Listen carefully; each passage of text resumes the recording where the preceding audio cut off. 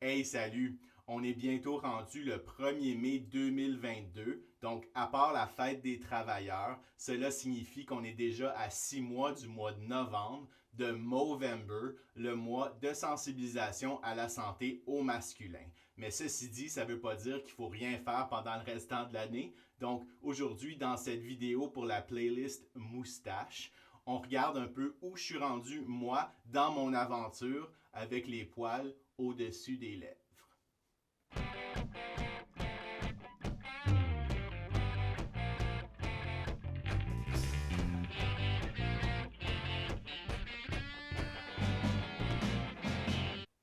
Depuis quelque temps, je me laisse allonger la moustache en la taillant au minimum, mais avec ça, il y a toujours les petits poils fous qui reviennent fatiguer ma lèvre supérieure. Fait que là, je me suis mis pour objectif de faire allonger ces poils-là également pour qu'ils puissent éventuellement contribuer à la grandiosité et la majestuosité de ma moustache. Vu d'une autre perspective, justement, je vise à faire allonger tous les poils de la moustache. Donc, lorsque peigné par en bas comme ça, on voit ma ligne. Et justement, j'ai pour objectif de faire allonger ma moustache jusqu'à ce qu'elle couvre complètement mes deux lèvres. On verra.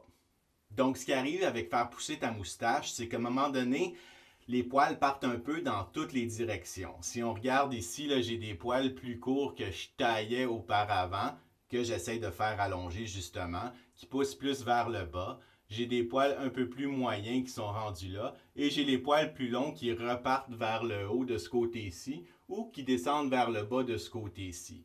Donc, ce que je veux faire en faisant allonger ma moustache à travers cette expérience, c'est vraiment d'entraîner mes poils à aller toutes dans la même direction. Pour ça, il y a un produit qui existe qui s'appelle la cire à moustache. Comme j'ai déjà mentionné dans une autre vidéo, la cire à moustache peut servir d'outil pour justement diriger les poils dans la bonne direction. Mais par rapport à ça, je me suis rendu compte que je ne peux pas juste utiliser la cire à moustache une fois de temps en temps.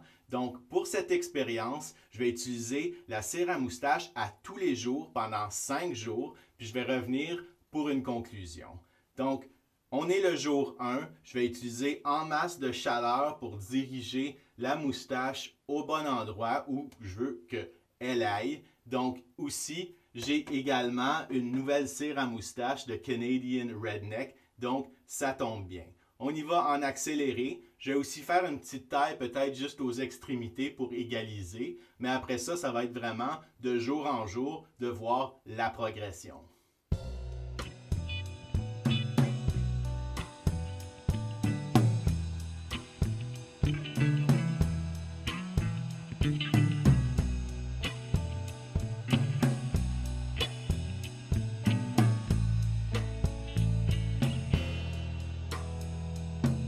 Sometimes you got everything you need. The treacherous are caught by their own greed. Got to get it to have it, and that's what you do. But it all will always be too much for you to chew. As the sun beats down on us, wonder why you need to put up a fuss. Got to make it to own it. 1 and 1 make more than 2. And to make it green, all you need is yellow and Ça y est, j'ai réussi mon défi de 5 jours à utiliser de la cire à moustache à tous les jours et je te livre mes conclusions. Premier constat, utiliser de la cire à moustache, c'est pas nécessairement évident. C'est collant sur les doigts, savoir la manipuler, puis après ça, l'appliquer convenablement, ça prend de la pratique. Donc, si toi, tu utilises de la cire à moustache pour la première fois, décourage-toi pas, tu vas perfectionner ta technique selon tes goûts et selon tes besoins. J'ai utilisé différents types de cire à moustache pendant les 5 jours, donc j'ai revisité l'ensemble de ma collection. Et deuxième constat, c'est que certaines cires à moustache sont plus malléables, donc un peu moins fermes, sauf que la durée de tenure dans la moustache dure moins longtemps. Par ailleurs, ben, les cires à moustache plus solides, plus collantes aussi sur les doigts, ça fait une meilleure job dans le fond plus longtemps dans ta moustache, mais il y a quand même des inconvénients au niveau de la manipulation puis de l'application.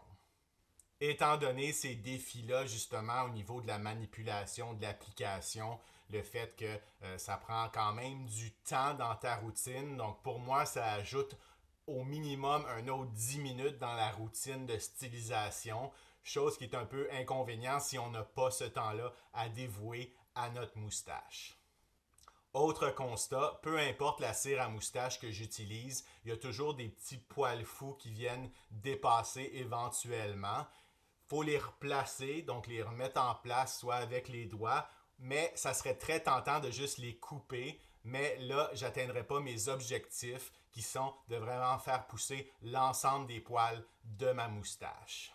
De ce côté-là, j'évalue que je suis à peu près à mi-chemin de mes objectifs. Si je touche, là, il y a pas mal de poils qui sont rendus à la moitié ici. Donc, on veut que ça continue de pousser pour vraiment avoir un canevas de stylisation là, plus large éventuellement dans la moustache.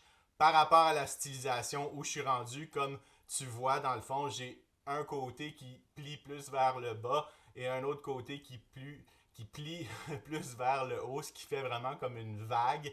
Pour l'instant, j'essaie de voir des solutions à ça, mais j'applique le principe de rock what you got. C'est comme ça que ma moustache est faite et c'est comme ça que je l'accepte.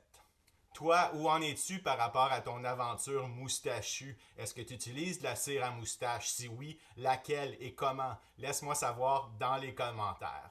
Si ce n'est pas déjà fait, abonne-toi à la chaîne YouTube ou encore tu peux aimer la page Facebook d'Expérience Barbe. On peut aussi continuer la conversation sur Instagram. Tu peux me rejoindre, Guide Barbu. Prends soin de toi, prends soin de ta barbe et de ta moustache et je te souhaite de belles expériences.